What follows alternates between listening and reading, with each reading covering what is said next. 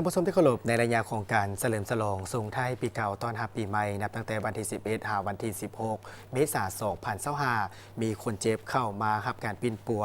อยู่ที่สุขเสริญโฮงหมอมิตรภาพทั้งหมดจำนวน 889 กรณี ในนั้นกรณีที่พบหลายที่สุดยังคงเป็นอุบัติเหตุถือว่าเป็นหนึ่งในสาเหตุที่ก่อให้เกิดมีความเสียหายทางด้านชีวิตและทรัพย์สินตามการให้ข้อมูลต่อทีมข่าวโทรภาพแห่งชาติลาวในวันที่ 17 เมษายน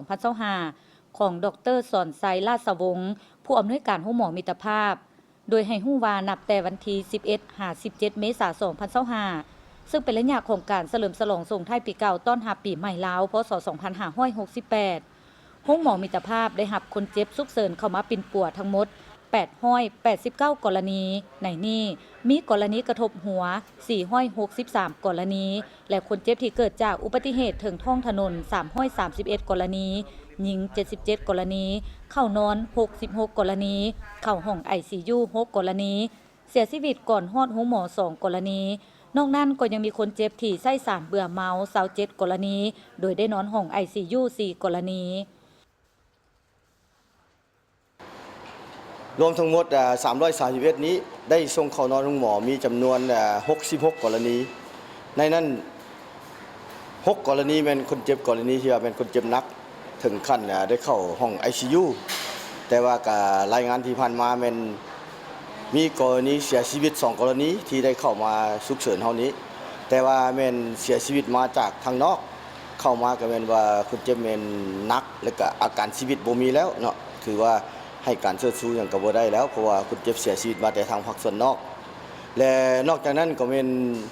มีจำนวน27 กรณีที่ว่าได้เป็นกลุ่มวัยรุ่นเนาะกลุ่มสาวหนุ่มที่ได้ใช้สิ่งมึนเมาผสมกับ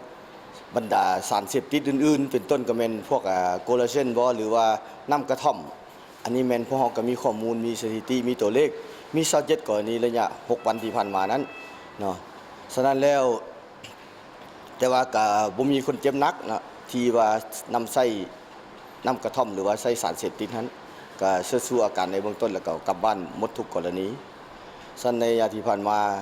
ก็แม่นมีตัวเลขมีการบริการที่ได้เข้านอนก็แม่นถือว่ายังอยู่ในอาการที่คงที่อยู่แล้วก็บ่มีคนเจ็บที่ว่าเสียชีวิตอยู่ภายในห้องหมอที่ระยะมาฮอดห้องหมอมีแต่2 กรณีที่ว่าเสียชีวิตก่อนมาฮอดห้องหมอสำหรับสถิติคนเจ็บในวันที่ 11 หา 16 เมษายน 2025 หรือระยะ 7 วันอันตรายสามารถสั่งรวมได้คือวันที่ 11 เมษายน มีคนเจ็บมาปิ่นปัวทั้งหมด 129 กรณี กระทบรวม 67 กรณี เกิดจากอุบัติเหตุทางท้องถนน 60 กรณี หญิง 12 กรณี เข้านอนห้องหมอ 11 กรณี วันที่ 12 เมษายน มีคนเข้ามากวดทั้งหมด 136 กรณี กระทบรวม 66 กรณี เกิดจากอุบัติเหตุทางท้องถนน 50 กรณี หญิง 10 กรณี เข้านอนห้องหมอ 11 กรณี เข้านอนห้อง ICU 2 กรณี ใส่สารเบื่อเมา4 กรณี วันที่ 13 เมษายน มีคนเจ็บมากวดทั้งหมด 148 กรณี กระทบรวม 70 กรณี เกิดจากอุบัติเหตุทางท้องถนน 47 กรณี หญิง 9 กรณี เข้านอนห้องหมอ 11 กรณี นอนห้อง ICU 1 กรณี ใส่สารเบื่อเมา 10 กรณี นอน ICU 2 กรณี ในวันที่ 14 เมษายน มีคนมากวดทั้งหมด 160 กรณี กระทบรวม 86 กรณี เกิดจากอุบัติเหตุทางท้องถนน 57 กรณี หญิง 16 กรณี เข้านอนห้องหมอ 7 กรณี โดยนอนห้อง ICU มี 11 กรณี ใส่สารเบื่อเมา 7 กรณี ในการใส่สารเบื่อเมานี้ได้นอนห้อง ICU มี 2 กรณี วันที่ 15 เมษายน มีคนเจ็บมากวดทั้งหมด 177 กรณี